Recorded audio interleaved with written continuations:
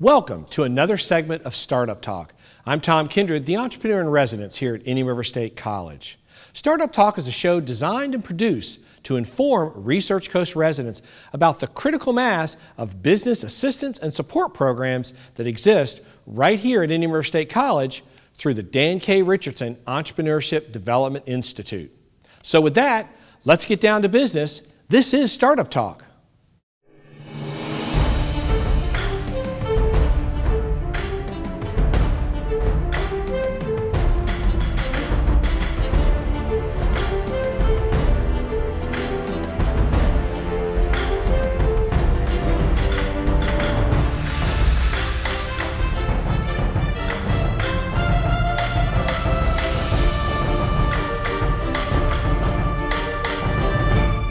Welcome back to Startup Talk. It is indeed a great honor and a pleasure today to have with us Mr. Mark Long. Mr. Long, welcome to Startup Talk. Thank you, Tom. Mark, you are an IRSC grad. You're a local person. You reign right here from St. Lucie County in the city of Fort Pierce. Is that true? That's correct, Tom. Yeah. I moved here back in 1964 and lived here continuously until 1987, I believe Nice. it was. You attended IRSC, got your degree from IRSC. Got 2 degrees from IRSC. 2 degrees. And you actually, in 2007, you were recognized as a distinguished alumni of Indian River State College, were you not? I was. That was one of the great highlights of my career, to be able to come back here and receive that award. Nice. Now you serve currently as the senior lecturer, and you're a clinical faculty in the entrepreneurship department at the Kelley School of Business at Indiana University. Is that correct? Yes, I'm in the Johnson Center for Entrepreneurship at the Kelley School of Business at Indiana University, the #1 ranked program according to U.S. News and World Nice. Report in public universities for the last 9 years. Well, you know, that also qualifies you to probably win the furthest traveled to appear on Startup Talk, Mark. So we appreciate you making the trip down here. And it is, again, an honor to have someone of your distinction on the show here with us. So quickly, give us a little background on yourself again. You've kind of touched on it a little bit, but give us a little bit of your business background. Well, again, I was fortunate to graduate from IRSC from the Medical Laboratory Technology program, which allowed me to make a great living and go ahead and get my master's degree in molecular biology from Florida State University. I worked for a while for Coulter Corporation in Miami, Florida, and then for Baxter Healthcare, and then moved to St. Louis working for Sigma Aldrich Corporation in their medical diagnostics division as Vice President of Sales, Marketing, and Service. Then I went into the more or less academic sector and worked at Washington University in St. Louis as Director of their Technology Transfer Division, and then went to Indiana University where I was President and CEO of the Indiana University Research and Technology Corporation, building their incubator, building up their technology transfer division, and also managing their licensing and trademarks, the little licenses, t-shirts, hats, all that stuff. Also started the Midwest Proton Radiotherapy Institute there, a cancer treatment facility, and several startup companies, and then migrated into the teaching arena where I am now. Wow, well, incredible background.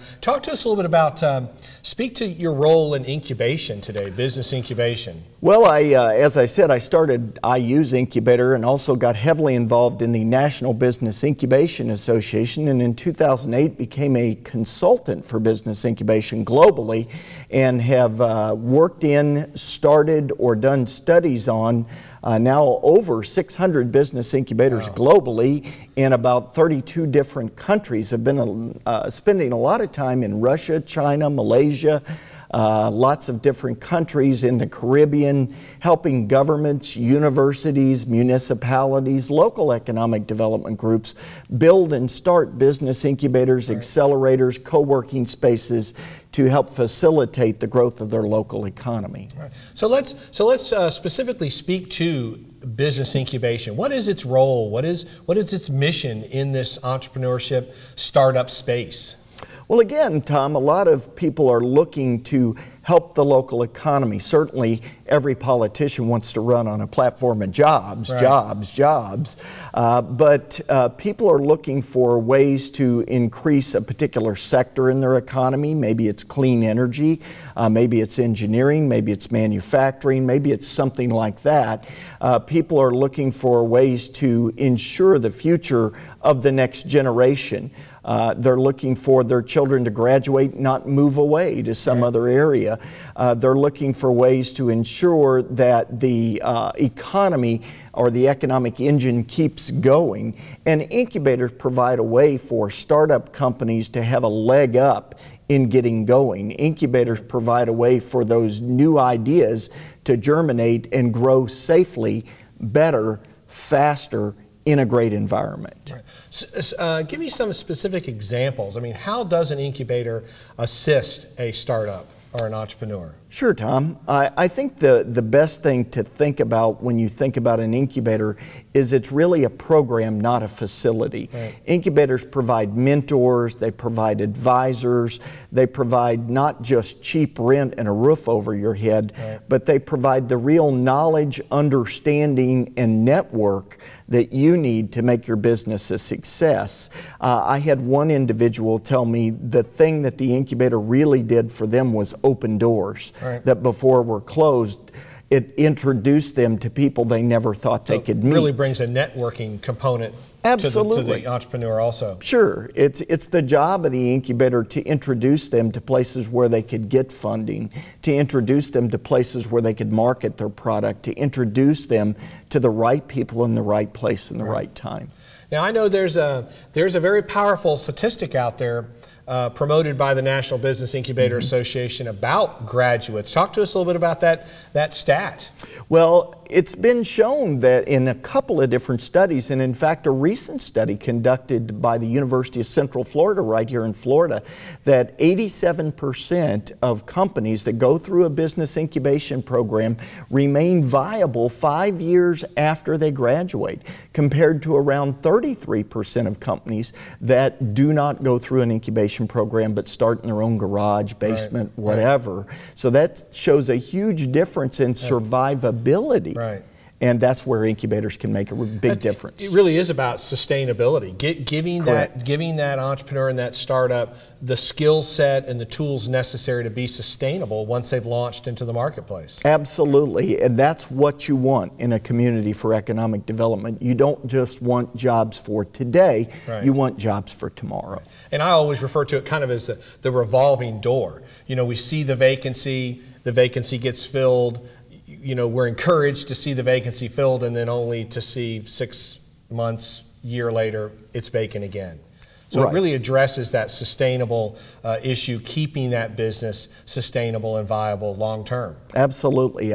You hate to use an often worn out metaphor, but I don't want a bad strip mall situation. Right. I want a good anchor tenant that's going to be there year after year after year and continue to grow and provide the types of jobs that my children and grandchildren and great-grandchildren can count on in their respective community. Absolutely.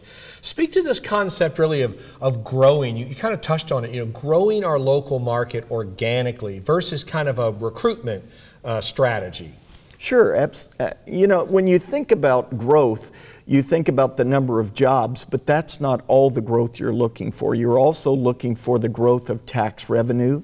You're also looking for the growth in average income in your community. Absolutely. You're also looking for the growth in the quality of jobs. When you look at Fort Pierce, for instance, when I first moved here, it was strictly a cattle and citrus town. Correct. That was all that was here back then. But now when you look at the Treasure Coast in general, you're looking at clean energy and alternative energy. You're looking at information technology as a Actually, hub. a lot of manufacturing too. Tremendous amount of manufacturing moving into the area, and new opportunities for younger people who are looking at the Treasure Coast as an alternative to continually saying, well, I need to move west, well, I need to go somewhere else. That's the kind of growth you want, not just in the numbers, but in the overall general picture of revenues, increased salaries, tax revenues, and the overall base of new employment. Right. So obviously recruitment's important. There's a lot of what we refer to as EDOs, economic development organizations out there, and that's primarily, I think, the purpose they serve is that recruitment. But incubation really addresses that organic growth, growing the hometown business.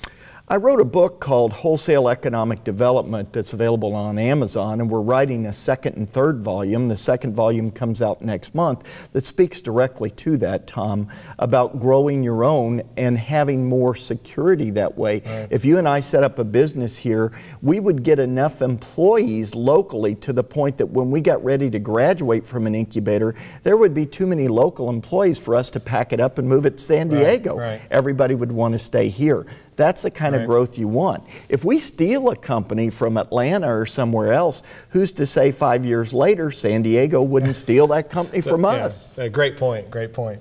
Now, you know, with your history and experience with business incubation, you know, any standout stories that you've come across in your years? I mean, you're bound to have seen some great things in incubation. You know, there's probably two or three that stand out in particular. I just got back from a great trip to Kazan, Tatarstan, Russia, where the government is spending quite a bit of money to set up a series of incubators around the assets that they have and not trying to force biomedical incubators or anything. Right. They're setting up bioagriculture incubators. They're setting up manufacturing incubators. And while I was there, I was a guest of the president of Tatarstan. Nice. So they actually got me into the mosque in downtown Kazan, and second largest Kremlin in Russia. Let me take some pictures, everything. Right. It was really nice. But they had a new incubator there set up by younger people who are actually building things with 3D printers. They built a 3D printer that printed a second 3D printer that actually works. Wow. So they're doing some amazing things there with young people right fresh out of high school that are just amazing and getting some success. So, I mean, really, the rest of the world and globally is recognizing the powerful nature of business incubation. I mean, you're helping other countries set up incubators. No question about it. And they want to be progressive. And again, they want to provide those jobs for tomorrow's graduates, tomorrow's young people who are progressive. A second story that stands out is I had a student in the incubator from Indiana University, Derek Paquet, that graduated, started a coat checking business that actually automated the process, and he was on Shark Tank last year. He's the guy who turned down Mark Cuban for the money. Now his business is worth about $14 million, and he has an office in Manhattan. I'd say he's doing pretty well. Yeah, he's doing very well. You know, it is interesting in our space of incubation. That's kind of the pinnacle is when you know you're ready for Shark Tank. Yeah, absolutely. He's doing fantastic, and he probably got more money by turning Mark Cuban down than he did if he'd taken the money. Good strategy.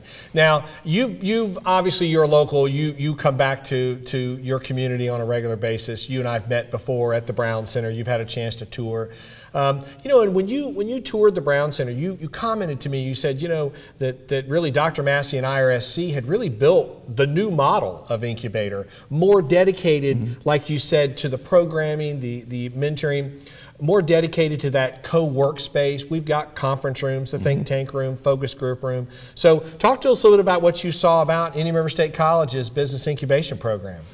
Business incubation is sort of taking a right turn from the traditional model, Tom, of having a roof over your head, coming in, setting up shop, and running your business.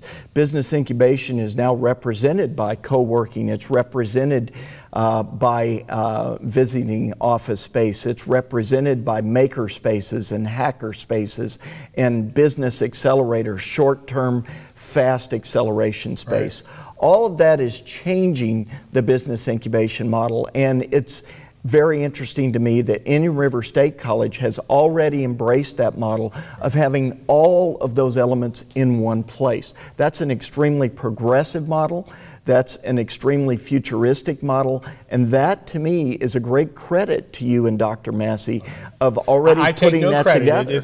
It's all the college and Dr. Massey's. I just have the pleasure of being able to work in the facility, but you're right. It really it's certainly a different facility than I saw when I was taking tours of incubation. Well, I think that bodes well for the future of St. Lucie County and the area, because now any and everyone who has any kind of idea or concept has the type of space they need to make their business work.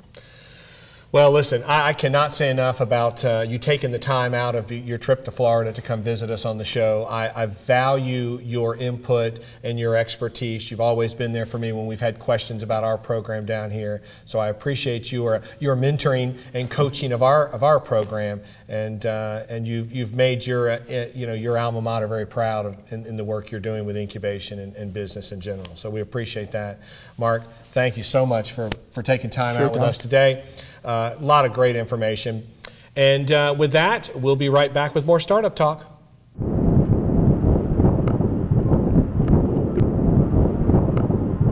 Welcome to IRSC's main campus.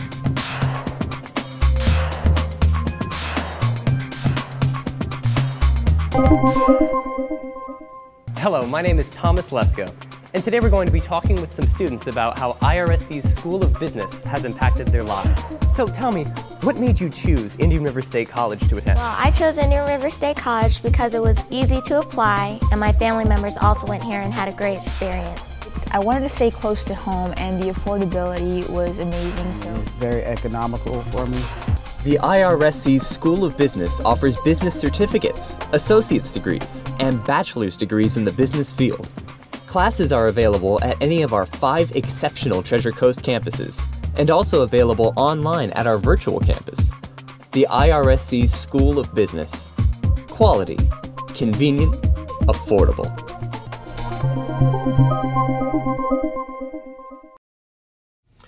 Welcome back to more Startup Talk. We have with us now Mrs. Melissa DePriest. Welcome to the show, Thanks Melissa. for having me. Now, Melissa, you're actually an IRSC grad, are you not? I am. You are a grad, yes, and then you went on to University of Florida? Yes, go Gators. Go Gators, absolutely. And then you actually hold a master's in? Public Administration from Nova Southeastern. Great. Now, Melissa, you currently serve the community and Indian River State College as the program director for an incredible offering here at Indian River State College called the Fielden Institute for Lifelong Learning. Yes. Got all that right? Yes. Right. Give us, let's start, before we talk about the Institute, let's talk a little bit about you. Give us a little background on your history here at Indian River State College.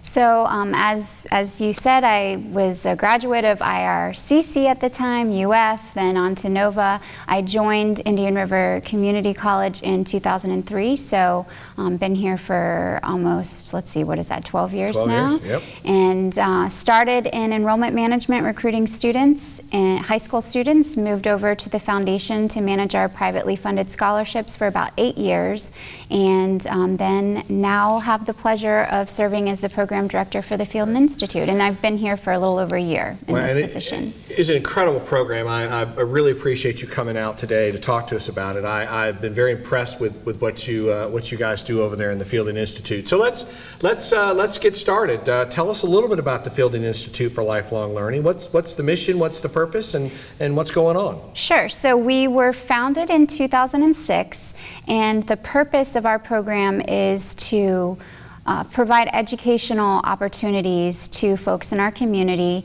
who are age 50 or better, men and women who want to pursue, kind of the continued learning process, but not in a traditional college format.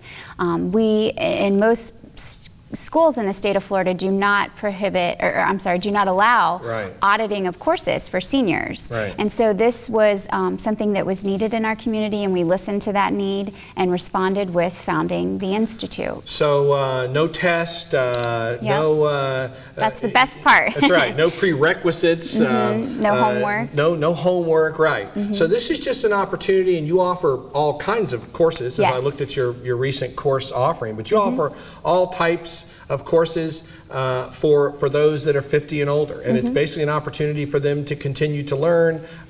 You offer some incredible courses like iPads, how to use iPads, how to use iPhones. What are some of the other type courses you offer? So we try to have a wide variety of things. Some seasons we'll take field trips. We have lecture and discussion groups. We've done art classes, Nice. Gardening in Florida, Nice.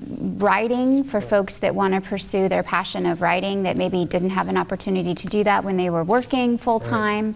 Right. So we really try to put together a wide variety of fun things, active things, and some very, strong intellectually stimulating things. And it also gives these folks an opportunity to come onto campus and see the incredible facilities here on IRSC's campus. So you offer these courses region-wide at all 5 of our campuses? Yep, it's part of our mission to serve all 5 campuses of the college. We are challenged with serving the same population that the college does. So it's important for us to reach out to those kind of 5 pockets, if you will, and reach out to our members. And then each campus has its own unique course offerings. Yes. Okay. Yes. So sometimes it's interesting to us, a class that the folks in Indian River County want, that's very popular.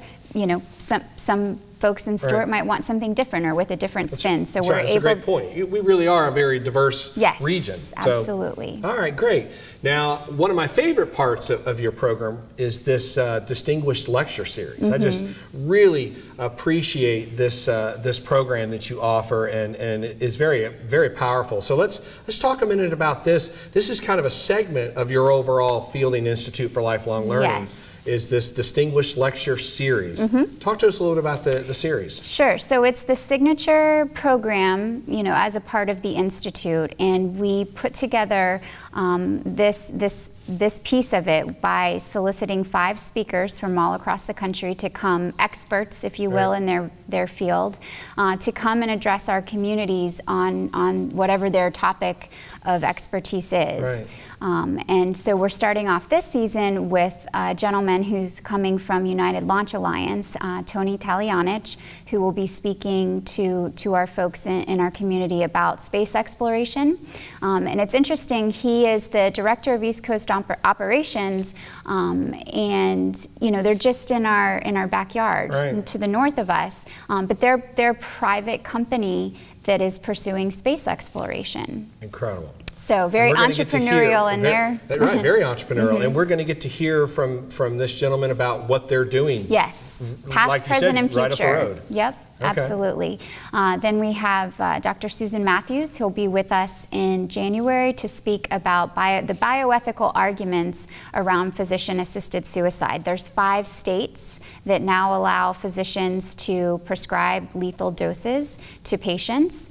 So it's a growing hot topic, very interesting. And she herself was a businesswoman, still very active in consulting capacities, but she had a successful business that she sold to Walgreens. And now we're delighted to have her as a part of our program. And then I think you wrap up the series with an economist, I believe? Yes. Gregory Miller will be coming to us. He is the chief economist for SunTrust. I believe he's coming out of Tennessee, and he'll be with us as our season closer in April. So we're really excited. Hopefully he has good news for us, talking about the economy. That would be great if he had good news. Yes.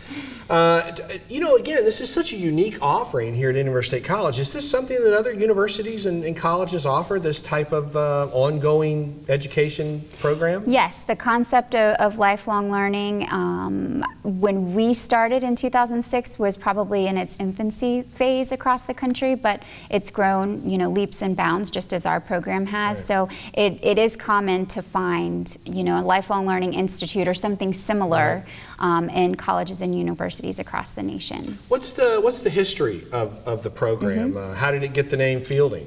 So I mentioned before we were founded in 2006, and at that time, there were a very powerful group of friends to the college who helped kind of guide us and help steer our mission in the right direction in programming. And doctors, Jean and Jack Fielden, who've been friends to the college for a long time, personal friends of mine, they were very passionate. They served in academic academia, both of their professional careers, and retired to our community, and we're passionate about the idea of being able to continue learning in retirement through your life.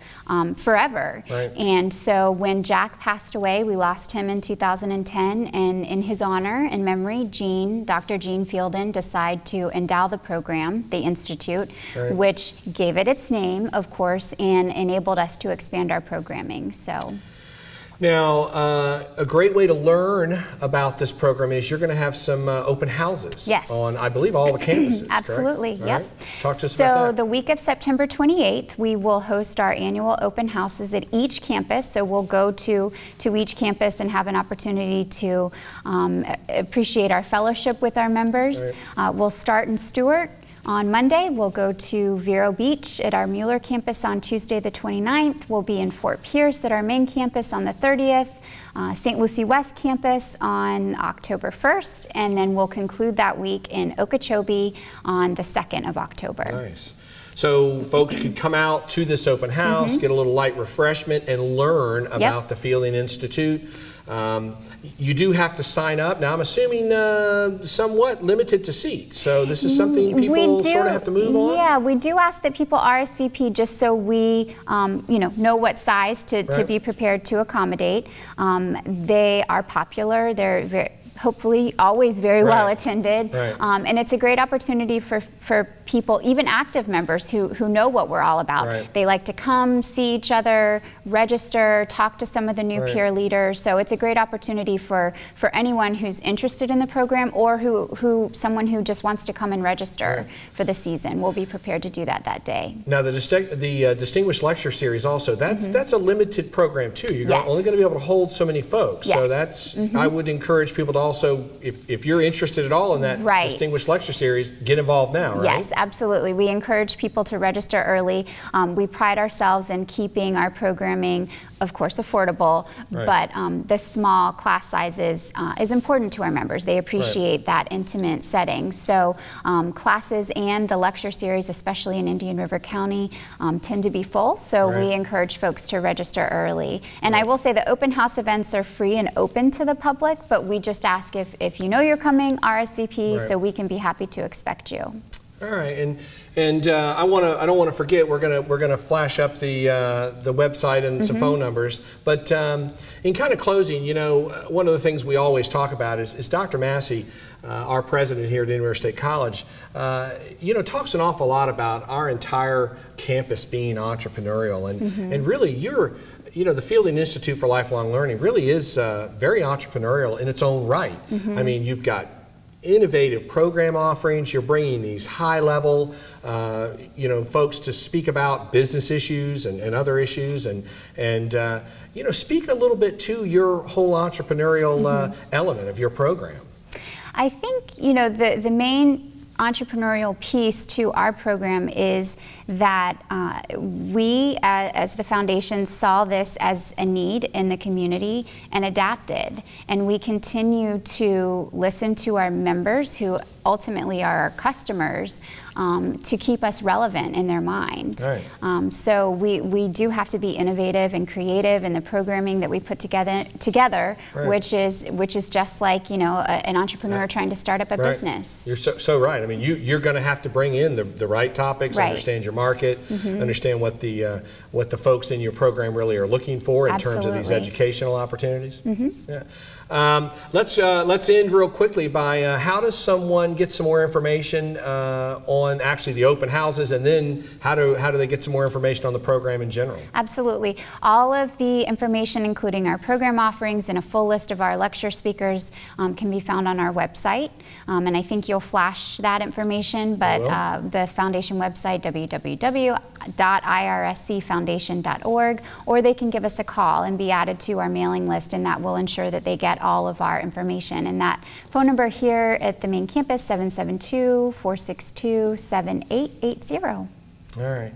And again, we do encourage folks to get registered and get involved, because this is not, you know, we are limited with the seats and limited especially on that distinguished lecture series. Absolutely. Melissa, I just cannot tell you how impressed I am with the Fielden Institute for Lifelong Learning, and impressed with what you've done with the program. Really incredible to bring these kind of speakers into our community and give our community really an opportunity to hear from these high-level type speakers. And then for folks in the plus 50 area to take advantage of continuing education. Yeah, and have fun. And have fun, and not have to worry about homework. Right. And making the class on time and all that good stuff. Yeah. So, Melissa, listen, thank you so much for taking the time out to join us today. And with that, we'll be right back with more Startup Talk. Welcome to Indian River State College's virtual campus. The virtual campus provides students the opportunity to earn degrees completely online. We offer the Associate in Arts degree program and the AS in Business Administration. We also offer 6 baccalaureate degrees in Nursing, Exceptional Student Education, Public Administration, Information Technology and Cybersecurity, Organizational Management, and Business Administration. Indian River State College is accredited by the Southern Association of Colleges and Schools. Courses were created by nationally certified faculty members using Quality Matters standards, a nationally recognized leader in online classroom quality assurance. The courses maintain the personal touch that traditional IRSC classrooms are well known for. Students in online courses will experience the same high-quality education that face-to-face students receive. Additionally, Indian River State College tuition is significantly less than other state institutions. IRSC virtual campus programs are conducive to your lifestyle. Whether you are working full-time, raising a family, or live too far from one of the campuses, the virtual campus can meet your needs.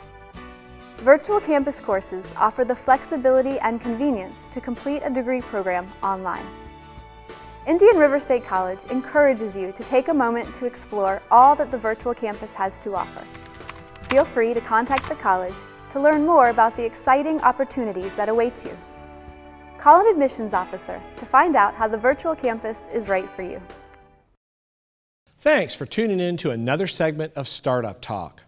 All the business assistance and resource programs discussed on today's segment are available through the Dan K. Richardson Entrepreneurship Development Institute, located right here at Indian River State College. For more information on the EDI, its programs, and a complete list of upcoming business training activities, please visit irscbiz.com. That's irscbiz.com. From the Kite Center located on the beautiful main campus of Indian River State College, I'm Tom Kindred, the entrepreneur in residence. See you next time on Startup Talk.